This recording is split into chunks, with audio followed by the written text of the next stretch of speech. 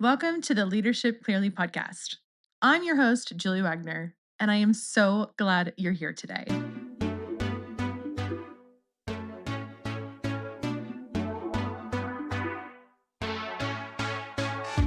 Thanks for joining me today. Welcome to the show. I want to start today with a question that might sting a little, so prepare yourself. And I want you to actually sit with this and not rush past it. Now, before I ask you the question, make sure that you grab your journal or your note-taking device and grab your coffee. Or if you're like me, grab a Alani New. Today, I'm drinking pink slush. And let's dive in. When was the last time you listened to someone without already forming your response before they finished their sentence? Not when you meant to listen, not when you wanted to listen well, but when you actually did. Because look, if you're anything like most leaders I work with, and honestly, if you're anything like me, listening often turns into something else entirely. We nod, we stay quiet, we appear engaged, but internally, we're already drafting the reply. We're already solving and we're already preparing the next move. In my 25 years of leadership, here's a pattern I see over and over again. Most leaders are not bad listeners. They are busy leaders who listen with urgency instead of intention. And urgency changes how we hear people. We start treating listening like a hurdle to clear so we can get to the real work. But here's the truth I need you to hear early in this episode. Leadership listening is never neutral. Every conversation is doing one of two things. One, building trust. Two, or quietly eroding it. There's no middle ground. And what makes this dangerous is that the erosion usually happens silently. No one calls it out. No one confronts it. People just, they stop bringing you things. And when that happens, leaders assume everything is fine right up until it isn't. Today, I want to help you stop hearing and start leading through the way you listen. Now, before we dive deeper into this episode, if you have not listened to last week's episode, The Power of the Pause, I highly suggest you pause this episode and go listen to the other episode. It's really only 14 minutes. It's episode 10. I promise you'll love it. And then come back because that's going to give you the foundations of where we're going to build on top with this actual podcast episode. Let's talk about why leaders struggle with listening. We're going to name something very uncomfortable here. Most leaders struggle with listening not because they don't care, but because they feel responsible. Responsible for outcomes, responsible for people, responsible for results. And when someone brings you a problem, your nervous system kicks in. You feel the weight. I need to do something. I need to make this better. I can't let this spiral. So you jump into fixing, not because you're controlling. Well, mostly not because you're controlling. We all have a little tendency to be control freaks if you're in any kind of management or leadership type of position. Just calling it out. There's nothing to be ashamed about, okay? As long as you know that you like to control things. But it's not because you're controlling for the most part. It's because you're carrying pressure. And over time, that pressure trains you to listen with one goal and one goal only: relief. Relief from the tension, relief from the uncertainty, relief from the discomfort of not knowing what to do yet. But leadership clarity does not come from relief, it comes from discernment. And discernment requires space. Before we go any further, we need to pause here because this is where most leadership conversations break down, and most leaders never realize why. Every leader has a default communication posture.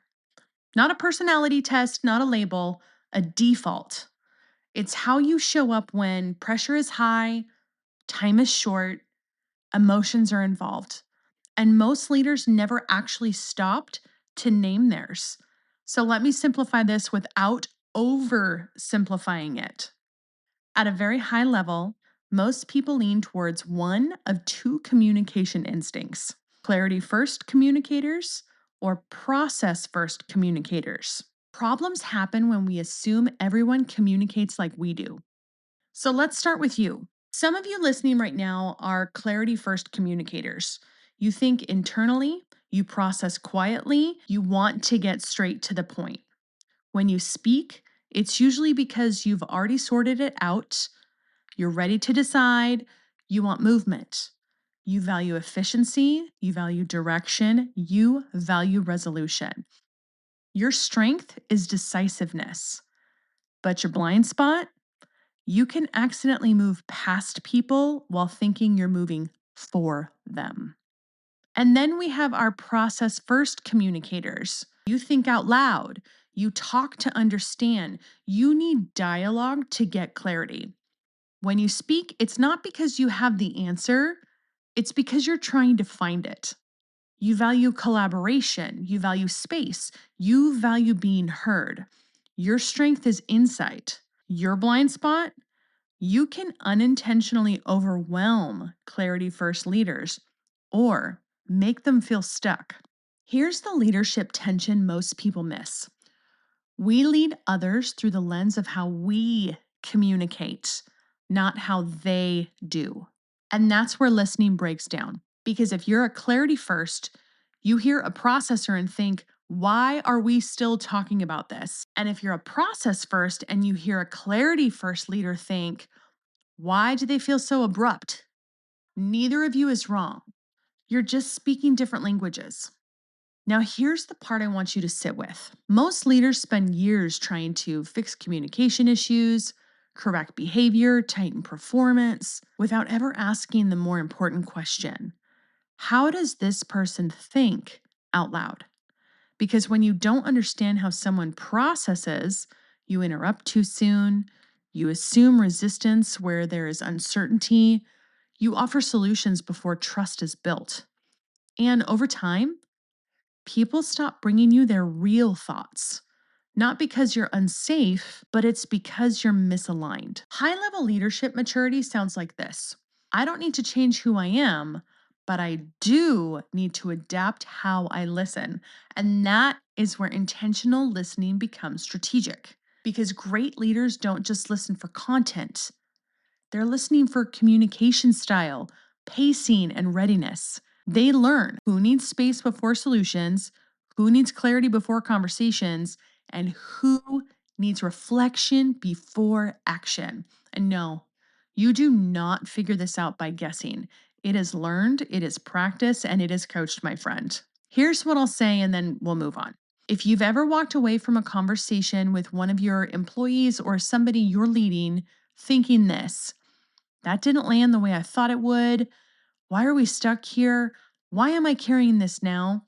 My friend, it is not because you're a bad leader. It's because no one ever taught you how to identify your own communication default, recognize others' processing styles, and adjust without losing authority. That work, ooh, it is transformational.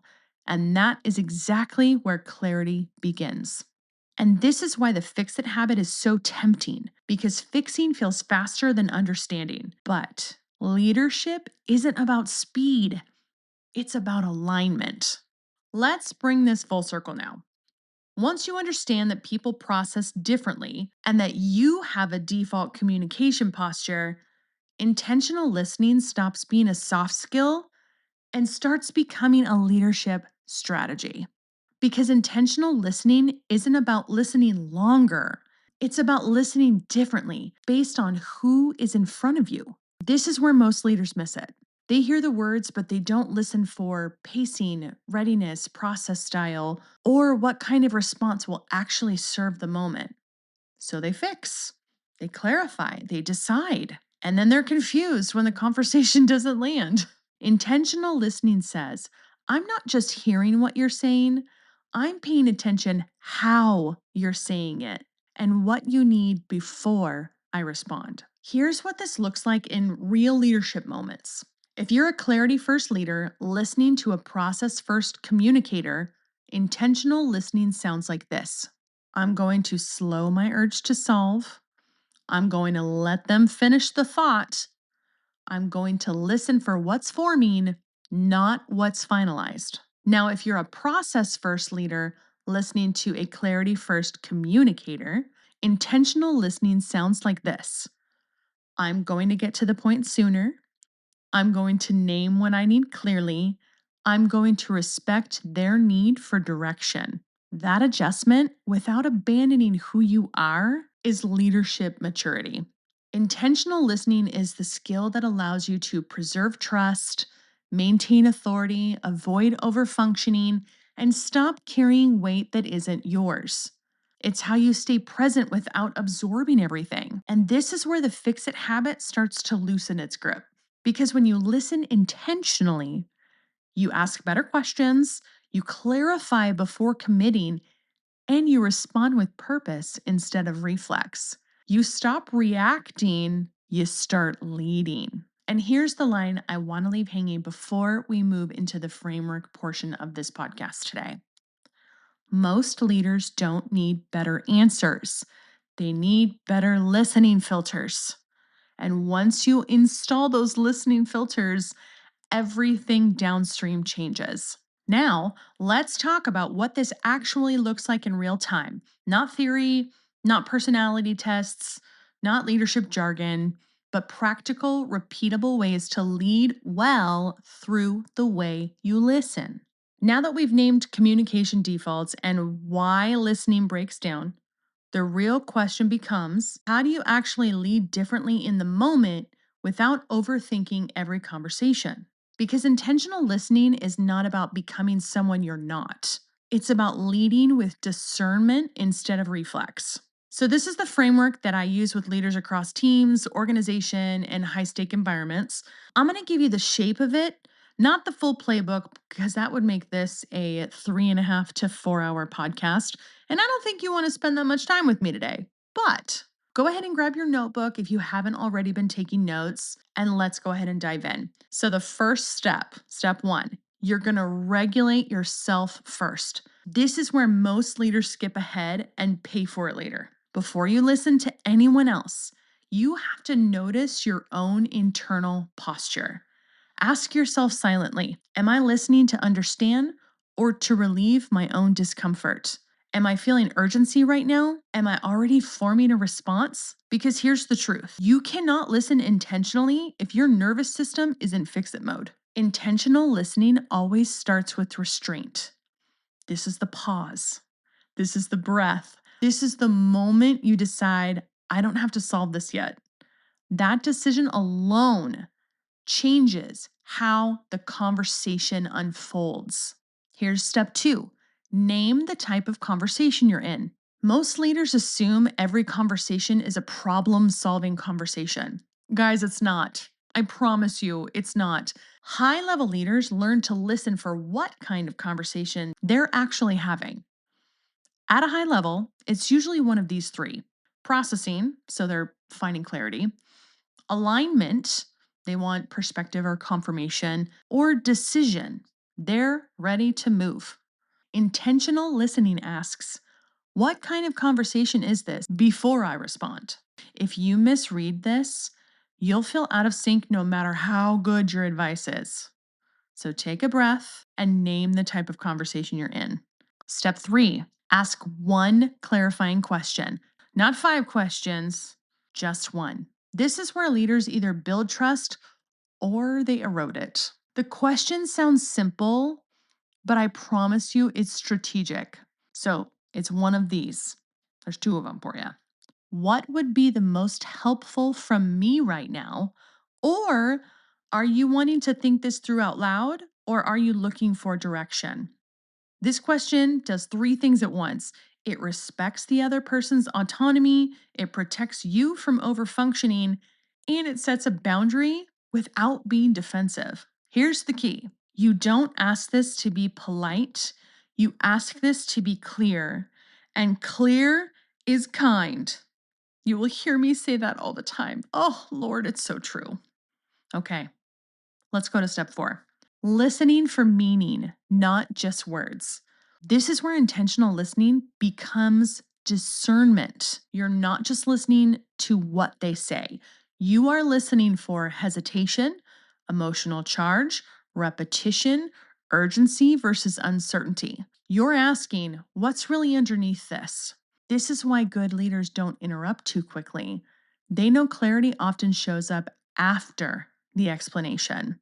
Okay, here we are at step 5. You're going to close the loop with ownership. This is where your leadership actually shows. Intentional listening always ends with clarity, not advice, not reassurance, not fixing.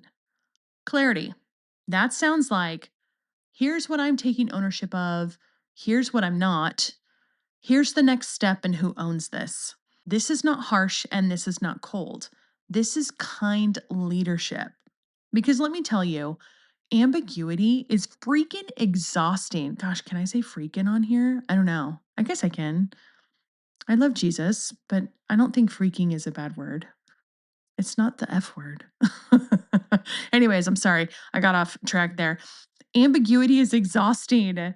Clarity restores energy. So let's talk about this leadership shift. This is what I want you to hear clearly. Intentional listening does not make you softer. It makes you a cleaner leader, cleaner boundaries, cleaner communication, cleaner decisions. And most importantly, it keeps you from carrying things that were never yours to begin with. So this is how you're going to break the fix-it habit. Okay, so I know you're probably sitting here going, Jules, this is like great information, or this is, I'm enjoying this information. How the heck do I fix it? So I'm going to tell you, don't worry, I'm not going to leave you hanging, I promise. This is how you break the fix-it habit. It's not by fixing less. It's by listening better. And also tying this with the power of the pause. Because when you listen intentionally and you pause intentionally, people think more clearly, conversations go further with less effort, and you lead with authority without absorbing everything. And if you're realizing right now that this feels simple but not easy, that's because this isn't a tactic. It's a leadership discipline. And disciplines are learned, practiced, and refined, not downloaded in just one episode. My friends, leadership is a high calling. And it starts with how you value the person who is in front of you, not how quickly you solve their problem. And if you're realizing today that your communicator tendencies have left you carrying more than you should, and you're tired because of it, that awareness matters. That is the beginning of clarity. Here's what I want to leave you with today. If this episode stirred something in you, if you felt that quiet, oh, wow, that's me moment, it's probably because you're not bad at leadership. You're just tired of carrying what was never meant to be yours. Most leaders don't burn out because they don't care. They burn out because they care deeply, but without clarity. Fixing becomes a habit. Listening becomes rushed, and leadership slowly starts to feel heavier than it should. That's not a failure. That's a signal. Scripture reminds us in Isaiah 32:8, but the noble make noble plans, and by noble deeds they stand. Legacy leadership starts with intentional choices, choosing presence over pressure, discernment over reflex, and clarity over chaos.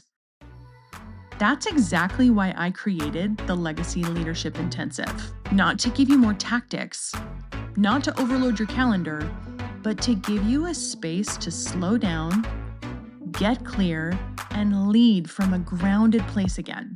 Legacy leadership isn't about doing more. It's about leading in a way that doesn't drain you, confuse your team, and doesn't cost you your peace.